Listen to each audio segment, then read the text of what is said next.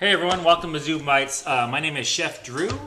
I will actually see you live in a couple days from now, but for right now we're going to do a prerequisite video. Everything that you're going to be cooking in class, we're going to go over right now, and we're going to start with the warm spinach salad. So here we go. So we're going to focus on the spinach salad right now, the warm spinach salad. There's only a few ingredients you need to prep beforehand, onion being one of them. I'm going to show you the proper way of cutting an onion, dicing and slicing.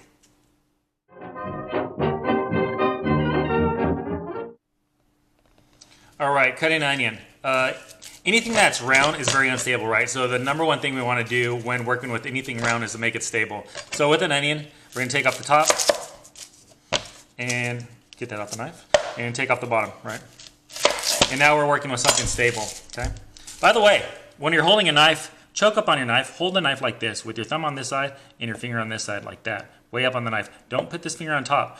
If you put this finger on top, it's very unstable, right? So we do something called choking up on the knife. That way we're really stable. We make the knife stable, then we make the onion stable, right? This isn't going to go anywhere now. And so we're going to cut it in half again. Make it stable once again, okay? Now, when we're dealing with onions, we take the top two layers off. We peel off the top two layers because they're pretty unedible.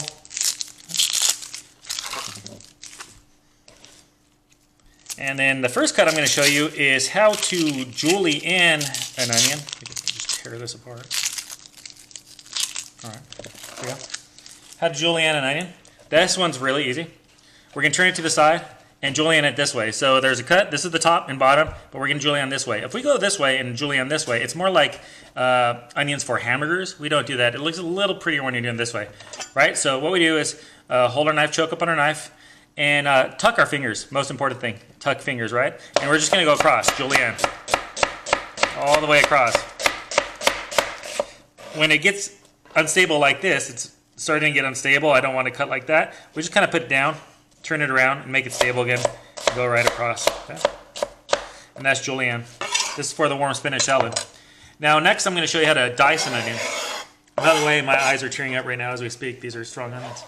Dice an onion. The real way to dice an onion, French technique, is what we're going to do is, let's say you want a 1/4 inch dice. Okay? What we're going to do is come in from the side. A 1/4 inch up, we're going to go start from the 1/4 inch at the bottom, then go a 1/4 inch up, and a 1/4 inch up, and a 1/4 inch up, right? But we're not going to go all the way through, right? Because we want the perfect dice. So this is how French would dice an onion. They go 1/4 inch, let's say if they want a 1/4 inch, or a 1/2 inch, whatever you want to do. But just make sure you're going up in the same increments, right? Because we want perfect 1/4 inch. And now you got an onion that looks somewhat like this, just open, but still attached at the end. Then, with the part that's cut open, that kind of is able to open up, then we go across this way, a 1/4 inch, a 1/4 inch, but not all the way through, just to the end, right?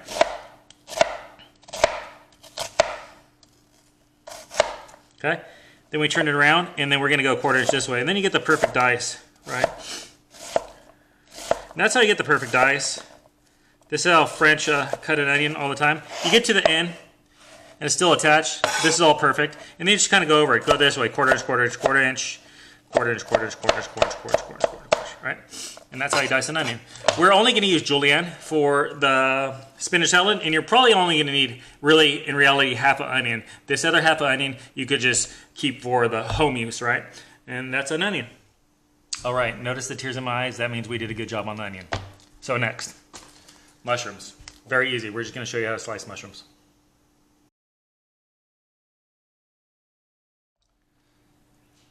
When dealing with mushrooms, if they're super dirty, which these aren't, these are only a little bit dirty, you could get like a moist towel and just kind of wipe them off, right? But if they're super dirty, I'd recommend washing them. A lot of chefs don't like you to wash mushrooms because they believe they get soggy and it changes the texture.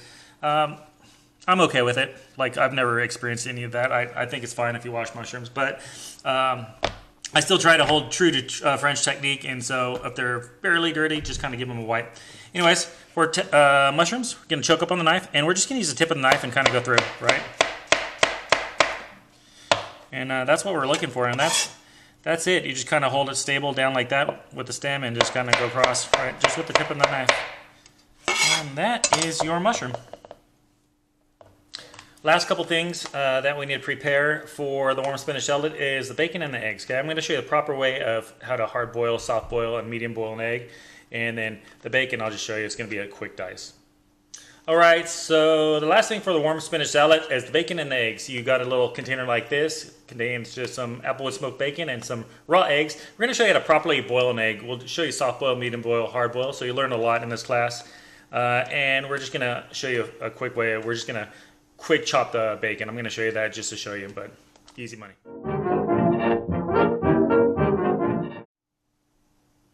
So your bacon's kind of rolled up like that, and you can just unroll it. We're just gonna rough chop this. It's really wide, this bacon, so what I'm going to do is cut this in half so it's easier to deal with, and then cut it in half this way, right? And we're just going to go across like that. Okay, just rough chop. We're just going to render it down. We're going to make kind of like bacon bits, and we're going to use the bacon grease for the salad, the oil in the salad dressing. But that's what we want with the bacon. That's it. That's prepared for our salad.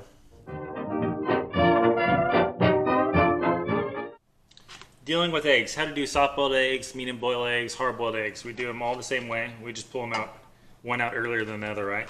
So we put it in a pot, right? And we're gonna fill it up with cold water above the eggs.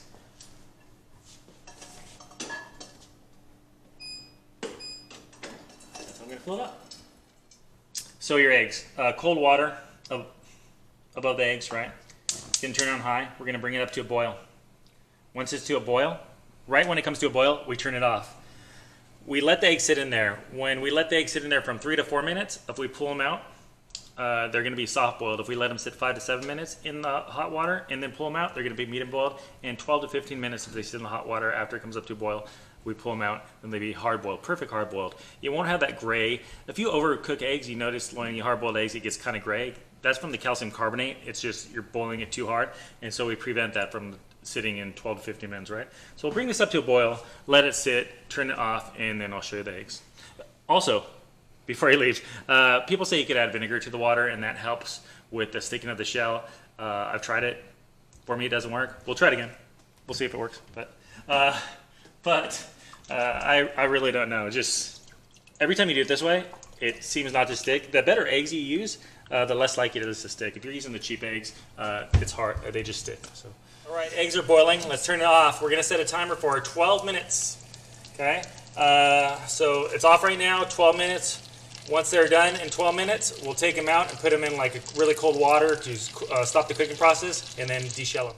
All right, eggs are coming out of the hot boiling water. We're going to throw them in the ice water so it stops the cooking process. We'll leave them there for 2 minutes, then we'll crack them open and you have the perfect hard-boiled egg. Cracking hard-boiled egg. Just kind of crack it around and kind of just roll it, right? Really gently. And peel it off. You can peel it under running water. It's a lot better now. Oh, but those are perfect. Yeah, so I put a big splash of vinegar in, and right now these eggshells aren't sticking, so I don't know if that was a vinegar or just we cooked them. They're just a better egg, you know. But there you go. So we're gonna kind of rinse them off, right?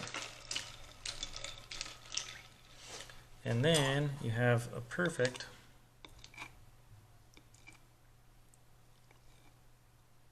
hard-boiled egg, no gray, just barely set.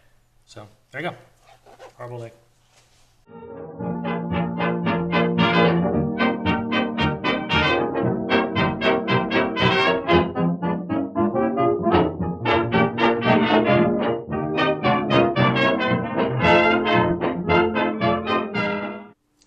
Moving on to chicken marsala. There's a few ingredients in chicken marsala, one being a shallot. We use some garlic, the mushrooms that we showed you how to chop already, and some parsley. And so I'll show you how to deal with all that. Shallot's kind of like onion. We'll show you this next.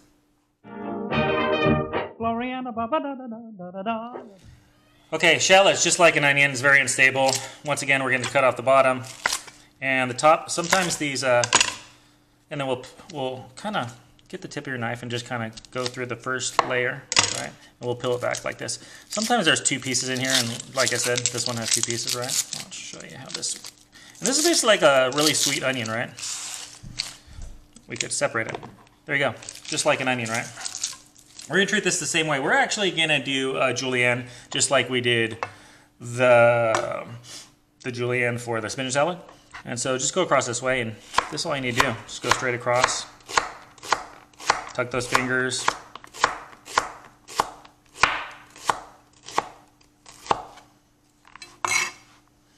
And if you have a huge shallot, we'll probably only use half, but if it's a small one, you could use the full thing. And that's it. That's dealing with a shallot. Look at that baby there, blue eyes and golden hair. Garlic's next. I'll show you the tips and tricks of garlic. Garlic. We have an old kitchen towel right here. We take the whole thing of garlic, and we're going to put the kitchen towel over it, and we're just going to hit it with our hands. Okay? And you'll feel it separate, right? And by the magic of television, all these things come off, all these, the heads of garlic, they just separate, right? Okay. Away from the skin, okay? Once you get to this point, what we're gonna do, take it away from the tail. And we're just gonna clean this the rest of the way. So what you do is, garlic has a root end right there. We're just gonna cut it off, okay? And then we're just going to peel it back, right? We just peel all that back. And that's how you clean a garlic clove. Okay. Once you get to this point, really easy. Take your knife. We're going to take the flat end of your knife and just smash it, okay? Like this. Okay. You have a smashed piece of garlic. And then we'll just go over like this and chop it. Now, if you want to buy chopped garlic at the store already, that's fine. There's nothing like fresh garlic. I mean, fresh garlic's definitely going to taste a lot better. It's going to taste a little different, but that's easy. And if you want to do a lot of garlic, let's say you could buy already peeled garlic that's not chopped, you could just take that already peeled garlic and put it right into a food processor and process it and blend it up, and so it chops like that. But that's how you're going to deal with chopped garlic. Lovely, gorgeous, that's glory. Parsley. How to deal with parsley. So dealing with parsley, you could pick it one by one by one. But if you have a huge bunch and you're doing a lot of parsley, that's going to take forever, right? And so what I do is just kind of hold it like this and take the knife and kind of skim down. This gets all the main, just kind of take the blade of the knife and skim down the stems. This kind of takes all the main stems off. So see how it just kind of detaches the main stems? So that kind of speeds up the process. Then you could go through it real fast and just pick out the major big stems, which is not that much, and then you get to this point, right? And we're just going to chop it up for the chicken marsala. So one more little stem. Then we're just going to bunch it up, bundle it up, and just go across and across again the other way till you have chopped parsley. Ain't she the image of someone you care to love? Oh, oh, so, that's Gloriana. Her lips are so inviting, her arms are so exciting, her looks are dynamiting. Keep away from... Okay, you are going to be on your own on this one. We're not doing this live. This is going to be your class right now. This is a butterscotch creme brulee pudding slash... I'm making it more like a custard because I want to show you some technique. I don't want to just give you a pudding. I'd rather show you the creme brulee technique. All right, we're going to show you how to separate egg right now. If you don't already know, get 2 bowls, crack the egg, right? The egg whites are going to go in one, okay? And we'll put the egg in your hand like this and kind of go back and forth in between your fingers, right? And that's all we're going to do. We're going to separate the yolk, right? This is already going to be done for you. I'm going to have this pre-done for you, so you won't need to do this step. But I thought, if you didn't know, this would be time to show you. Right. And that's how you separate eggs. All right, butterscotch custard. Butterscotch custard. All right, basically it's butter, 2 ounces of butter. We melt it. We put about 1/2 cup of dark brown sugar in with it. And we're going to cook this down, okay? We're going to cook it till it melts, right? After that, after it melts, we are going to add, oh, and there's a teaspoon of salt in there also. We're going to add 2 cups of cream, and then we're going to temper it into the egg yolks. And I'll tell you what tempering is right after this comes down and melts and gets to where we need to get it. So this is melting down, right?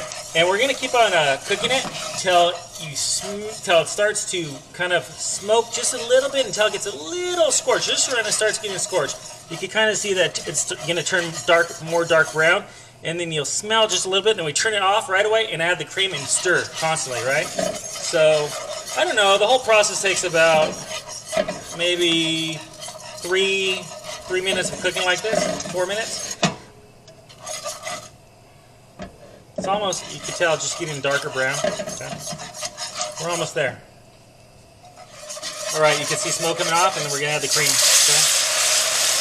Stir, stir, stir, stir, stir, stir, stir, stir, stir. Okay. You need a big pot because it's gonna want to overboil. And see how it gets hard like this? That's fine. Just keep the heat on. Okay. And we're gonna stir that until it melts back into the cream. Okay. Then we're gonna take this hot liquid and we're going to temper the eggs. I'll show you how to do that next. This is right about there. There's a couple little more pieces, but that's fine. What I like to do after I temper this into the eggs, I like to strain it out. That way there's no residual pieces or any kind of sugar or egg yolks or anything. But what you do is you get your eggs, whisk them, okay? And we're going to add a little bit at a time out of this. Little splash, okay? We're going to bring up the egg yolks slowly. If you add all this at the same time, what's going to happen is you're going to scramble the eggs, and you're going to have scrambled eggs. So we add a little bit at a time to warm them up. This is called tempering. Right? And then once, the more warm liquid you add, the faster you can start adding the liquid, right? So we're adding in bigger amounts now. Just keep on whisking, whisking, whisking. Okay. So it's all into the egg yolks. Keep on whisking. We get to this stage, and now we're just going to strain it out through like a strainer or a sieve or whatever you have. Next.